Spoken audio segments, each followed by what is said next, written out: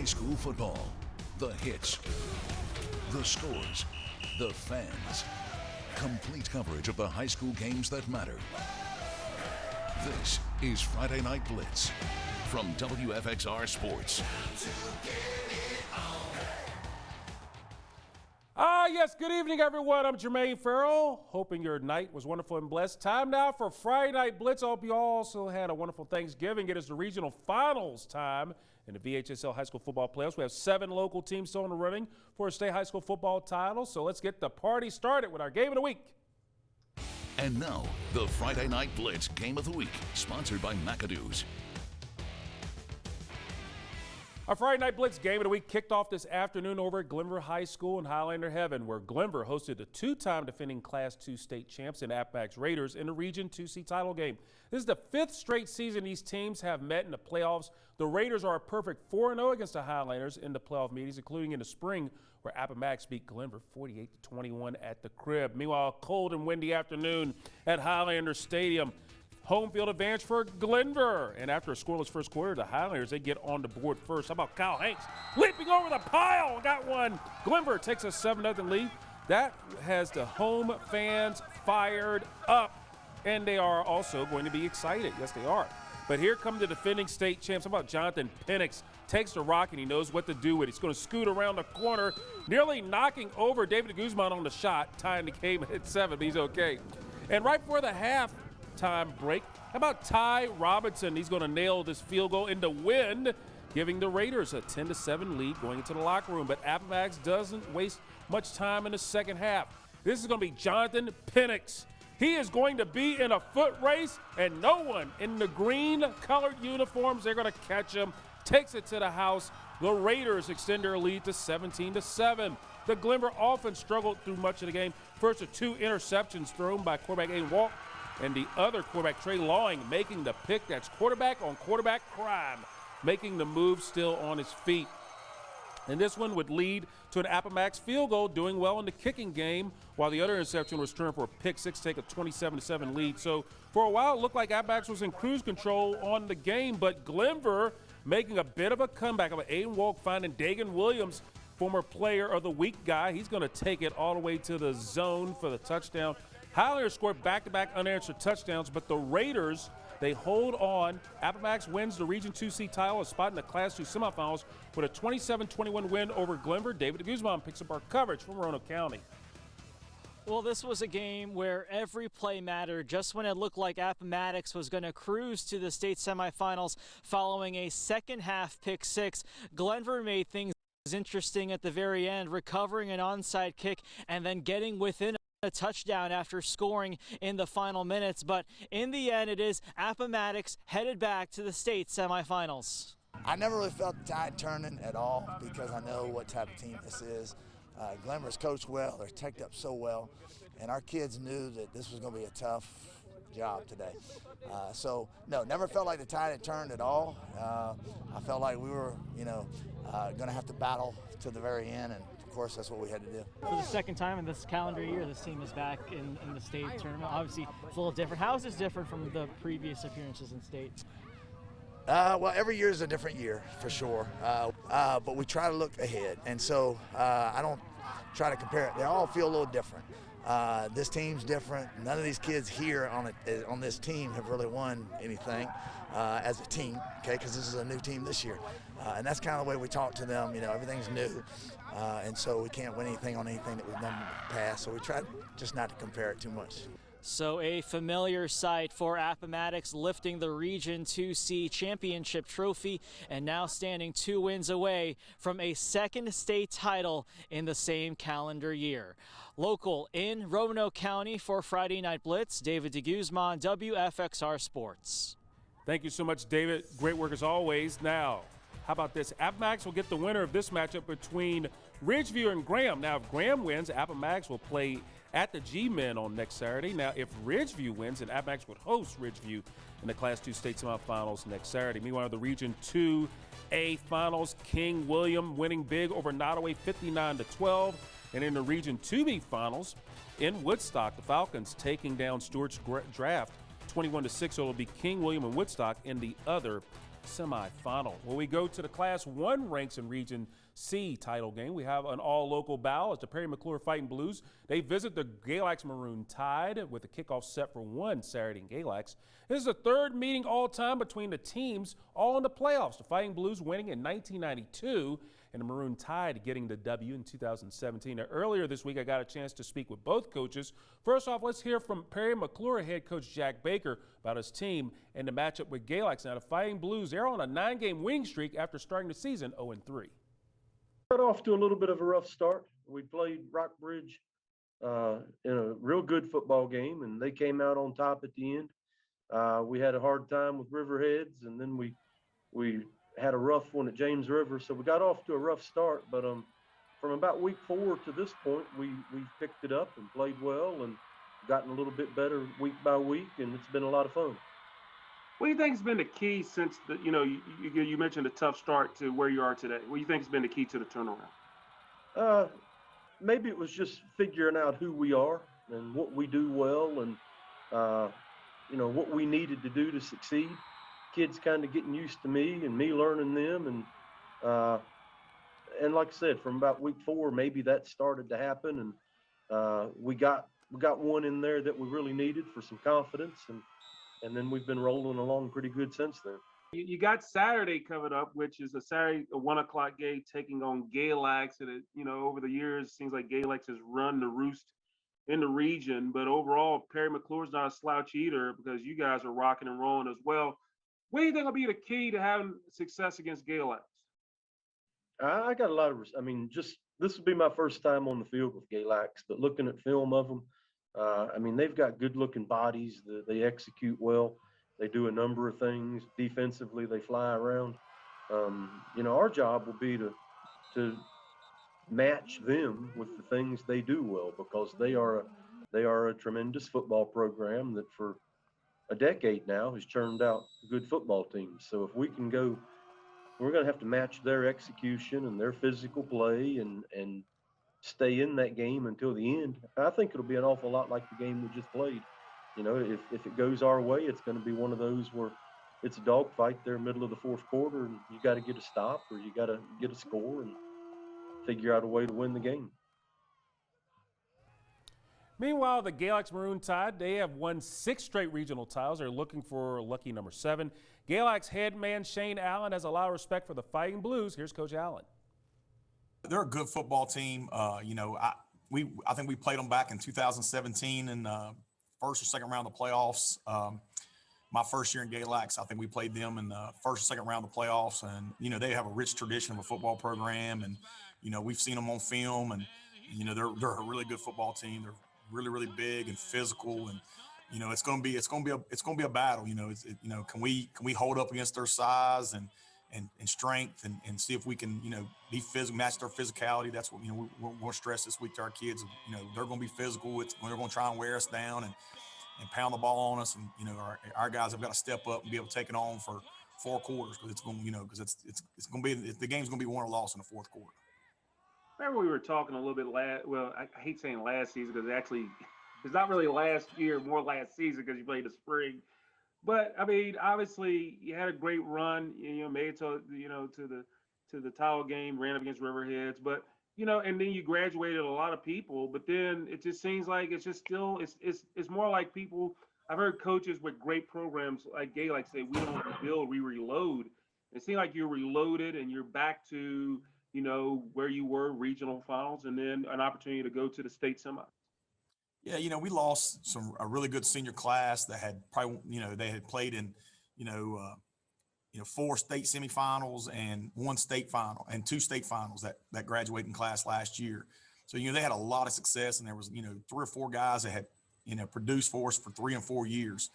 So we knew, coming back, we would have, a lot of our offensive line back, but skill-wise, we were breaking in a lot of new skill guys.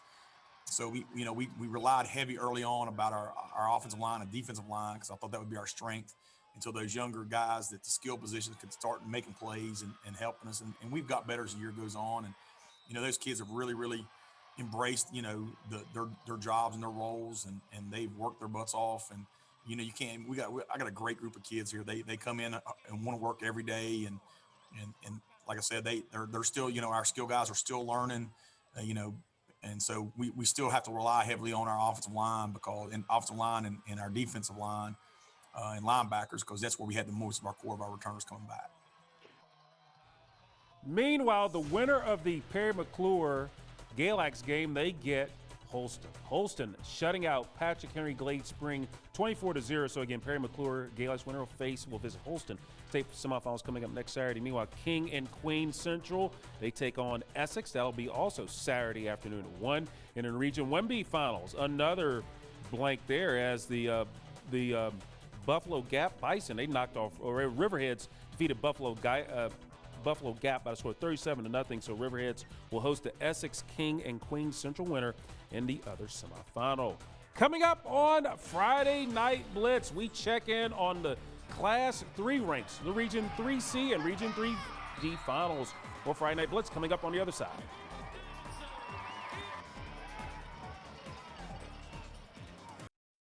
And welcome back, everybody, to Friday Night Blitz. We're in the Class 3 part of the show with the spotlight on the Region 3C final. The Liberty Christian Bulldogs hosting the Brookville Bees. In the year of 2021, this will be the 4th meeting between the Seminole District rivals. Brookville won the season opener of the 2021 spring season. LCA won the last 2, the playoff meeting in the spring and the regular season matchup this season. So let's go out to Williams Stadium on the campus of Liberty University. The Bulldogs with the ball. And guess what's going to happen? Davis Lane's going to hang off to DeAndre Jones, who takes it down the sideline for a score. LCA up 7-0. Then with 3:30 left in the first, LCA in familiar territory. How about Caleb Davidson with the carry and a touchdown? LCA goes up 14-0. Then LCA with the ball around the 10, and it is Gideon Davidson with the carry and the score. Bulldogs go up 21-0. Bulldogs with the ball, Davis Lane. It looks like what he's going to do, he is going to do a little aerial action, which he does so well. He's going to hook up with JB, Jalen Belford, who takes this one to the hizzy, also known as the house. LCA is up 28-0. The Bees would respond. How about Drake McDaniel, D-Mac? He is going to hand off the rock. I promise you will after the dancing and celebrations. Yeah, he's going to hand that off, hooking up with Stephen Preston, who takes it to the house. Touchdown. That made it 28-6 at a half. So we're going to go to the fourth quarter. LCA is up now 35-6. The Bulldogs trying to find the end zone. And Davis Lane, he's going to get picked off in the play. But in the end, let's go to that final score there. We see that it's going to be LCA getting the win tonight over Brookville, 42-6. Let's hear from the victors. It's Thanksgiving yesterday, right? I'm very thankful, for this team, for our coaches, just the opportunity to get as far as we are. I love these kids, and they give it to us every single game, every single day in practice, and we couldn't be more happy for them. And the opportunity to get to the state semis now and get where we were last year and couldn't get it done last year, and hopefully we can better the situation this year. So LCA, they will host the winner of the Region 3D finals as the Lower Botetourt Cavaliers taking on the Abingdon Falcons in the regional finals. Jamie Harless and Lower Botetourt, they are 3-0 all-time against Harless's alma mater, with all the games being playoff matchups. LB going for that 4th straight regional title, and Abingdon would go on and they get the win over LB, ending their season 28-14. So it'll be Abingdon visiting LCA in the state semifinals next Saturday. Meanwhile, in the Region 3A finals, York taking on Phoebus. That'll be Saturday afternoon at 2. The Region 3B finals, a close one in Falls Church, but it's Brentsville District getting the win over Meridian, 13-7. So Brentsville District, they'll take on the York Phoebus winner in the Class 3 semifinals. Coming up on Friday Night Blitz, we're going to check out a battle in Salem where the Spartans and the George Washington Eagles, they match up for the Region 40 title. For Friday Night Blitz, coming up on the other side.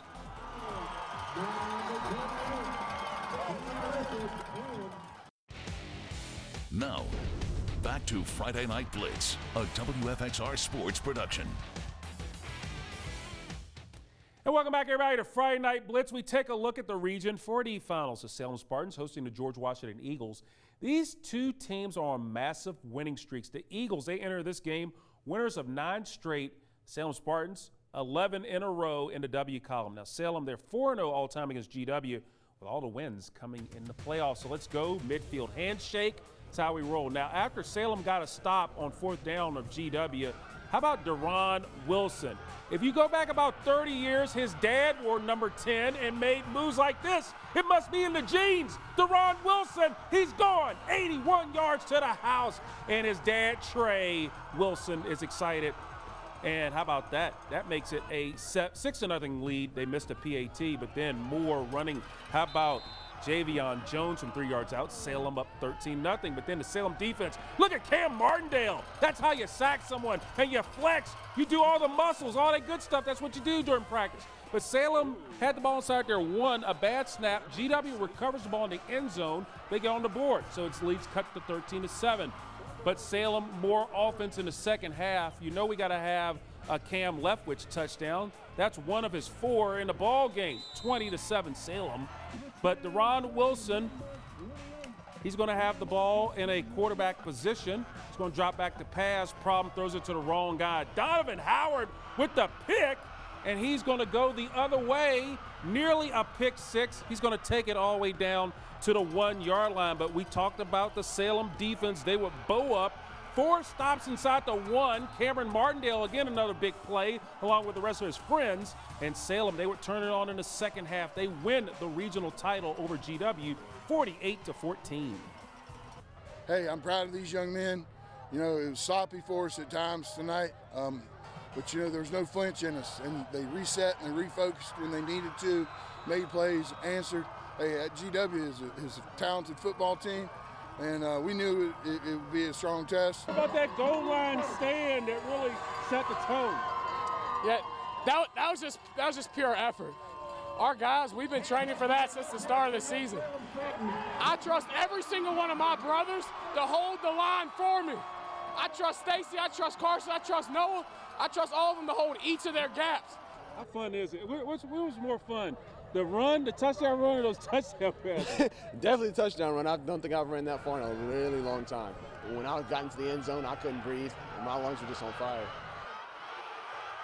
And then let's we ain't going to let it breathe. We'll show it a little bit later, I promise. Anyway, the Region 4C Finals, Broad Run getting the win over Tuscarora 35-0. So Salem will host Broad Run in the state semifinals next Saturday, Salem Stadium. 2 o'clock, the Region 4A Finals, PH Ashland take on Verona. That'll be Saturday at 1 o'clock. In the Region 4B Finals, War Hill, they would fall to Kings Fork, 41-14. So Kings Fork, they'll take on the PH Ashland Verona winner in the semifinals. Coming up on Friday Night Blitz, we have our latest installment from Ryan Moy. It's Player of the Week time. Stick and stay, please.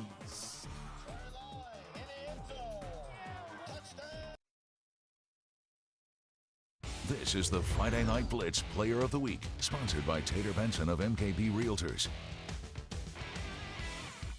All right, we go back out to Salem Stadium for our Play of the Week. This is going to be Salem quarterback Deron Wilson.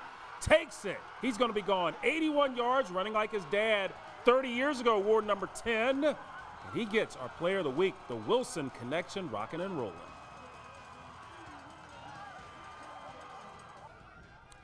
All right, folks, and now let's get that open. Let's roll the open on our Player of the Week. Let's roll that open.